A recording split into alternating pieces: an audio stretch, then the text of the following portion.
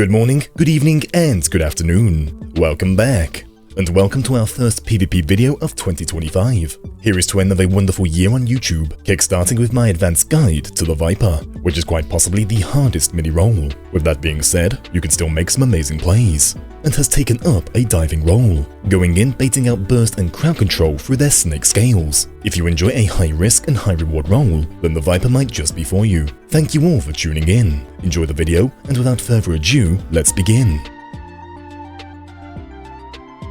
Let us begin with the basic rotation, the Dual Fang combo, a 6-part rotation that consists of 2 smaller combos, starting with the Steel Fangs, followed by the Hunter Sting into Barbarous Bite. This follows into the Piercing Fangs, followed by Swift Skin Sting into the Ravenous Bite. I treat this rotation as a 1-2-3, reset 1-2-3, as the damage dealt goes 5,000, 6,000, 7,000, reset and then repeat. Actions 3 and 6 trigger your Serpent's Tail, which then transforms into Death's Rattle, 4,000 damage, which ignores guard entirely, and adds 3 seconds of charge time to your limit break, with each full rotation giving you 6 extra seconds of charge. Next is your movement ability, Sliver, a 20-arm dash to either enemies or allies. This will also grant a 25% movement speed boost for 4 seconds, making things easier to engage and land majority of your attacks that only have a 5-yard radius. Next we have the Blood Coil, the first in your self-sustain rotation,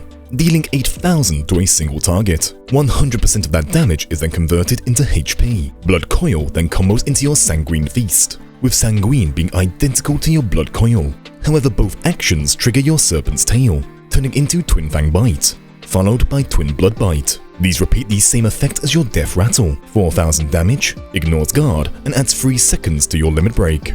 You can of course open with this combo over the basic Dual Fang combo. However, if you play rather aggressive, it is better to hold on to, in order to benefit from the self-sustain. Next we have your ranged combo, starting with the Uncoiled Fury. This has a very nice 20-yard range. Should you strike more than one target, you will deal 4,000 to everyone struck. Should you only strike a single target, this is doubled to 8,000, and is very nice for landing that final hit on enemies attempting to flee. This then combos into the Uncoiled Twin Fang and Blood Fang, which once again overrides your Serpent's Tail, repeating the same 4,000, ignore shields, and 3 seconds of charge to your limit break.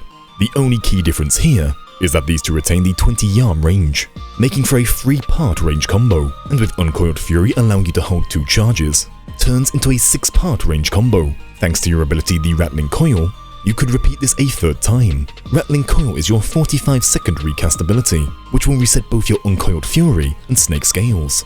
Snake Scales is your defensive ability with a multitude of uses.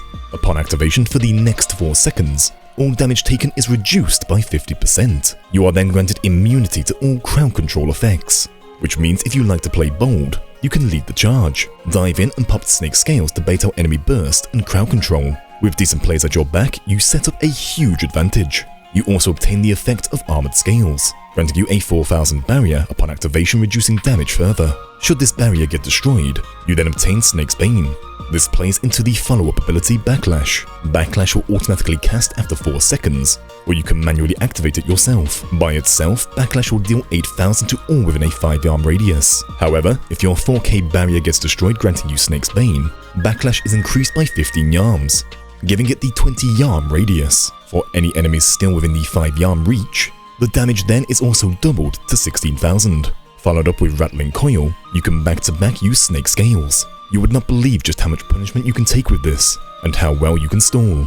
And last up is your limit break, the World Swallower. This is one of the longest combination activated limit breaks, with lengthy animation times, which can look rather confusing at first, as you have the time to cast 3 follow-up abilities before seeing damage numbers. The World Swallower is a jumping attack with a 20-yard radius, opening with a 12,000 hit to your target and all nearby. You will be granted the Reawakened State, increasing your movement speed by 25%. Your main target will receive the debuff Noxious Gnash, increasing the damage you deal to that target by 25%. Upon use, your target is also struck with the crowd control effect Heavy, and this limit break will last for 20 seconds, meaning you have time to jump from target to target, or to even deal some damage, back off for a moment before diving back in. What follows is a 4-part generation combo, with each generation triggering a legacy combo. Both the generation and legacy actions are area of effects. with Generation 1 to 4 dealing 6,000 each. While your legacy actions repeat the earlier 4,000, ignore guard and charge your limit break by 3 seconds. A full successful rotation grants you 1/4 of your limit break back. Your limit break then ends with Ouroboros, dealing another 12,000 to all targets, which also turns 50% of that damage into healing. Because of the length and nature of this limit break, you want to avoid diving in head-on. Hitting from a flank works best. The Viper is interesting, as your playstyle revolves around completing your combos, in order to build a faster limit break, with the limit break being your main burst rotation. One varied combo you can do is to dive your target with Sliver, and go into your Dual Fang combo. Use the first 3 into your Death Rattle. With your target now fighting back, you can now benefit from the healing bonus of the Blood Coil combo, then followed by the remaining 1-2-3 Dual Fang combo. This is a great way to eat at a target's MP, sustain in the 1v1 and build limit break. The Viper is not designed to min-max damage with various combo attacks. It is designed for micro burst that fuels into your limit break. Act 1. This is as simple as an opening battle can get. I push forward, since we do not need the entire alliance to hold the beach. If we push them towards their hill, hang back to begin, and watch what the enemy team does. Once half of their team retreat under the archway, I am now free to push their hill. In this scenario, it is easy to identify the lazy players that just stand there waiting to cap. I open with the range combo, dive in right into Snake Scales. I did so to bait out their burst and crowd control with my alliance moving in. Having now wasted their best abilities on myself, this fight is already over, as they are now 3 kills for my team, this being the ideal outcome, gaining a battle high 1 from the first engagement. Next is an attempt to hold the Immortals from their Ovu, while using my limit break and defensive actions. Playing solo, you will never get the chance to just freely run through with your entire limit break, once again opening with the Uncoiled Fury to apply some basic pressure. Once I see my team moving up, I follow in with my limit break. Diving in like this means you will be full focused, and most times, you will need to use guard and Snake Scales to continue. I chose Snake Scales before backing off slightly, before targeting the smaller squishy target pile to the left and dash back in. I need to play slower now, as I am halfway through my MP reserves, holding back more using my range combos more often. I slowly move towards the Ovu with bait, while using my Snake Scales to bait out damage. Their Gunbreaker takes this bait, diving in for an easy kill. You will notice I am still not diving in too deep. Viper needs his MP reserves to survive. I am simply holding near point and playing as a piece of bait, as enemy teams always try to go for the player they think is trying to cap, repeating this cycle back and forth until I see the opening to dive forwards. As the Immortals back up, I use Snake Scales once more in preparation to mitigate burst damage coming my way before making my escape.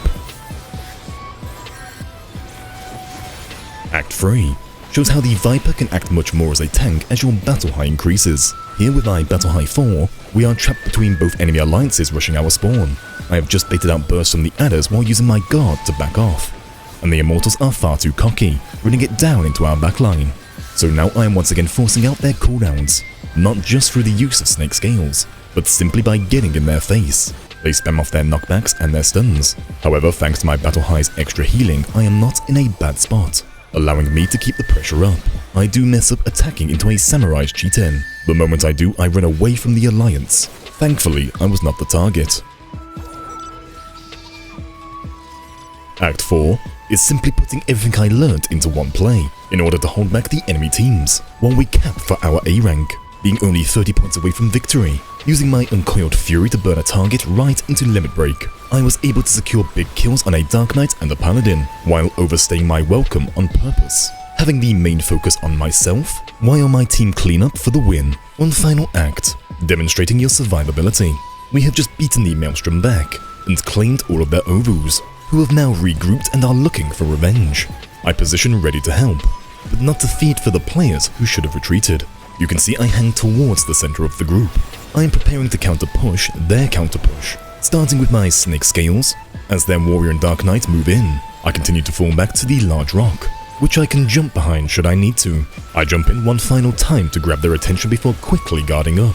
Then using my Rattling Coil, I obtain the second Snake Scales and simply tank further, allowing me to walk away unscathed, while their Gunbreaker, Warrior and Bard overextend trying to greet me.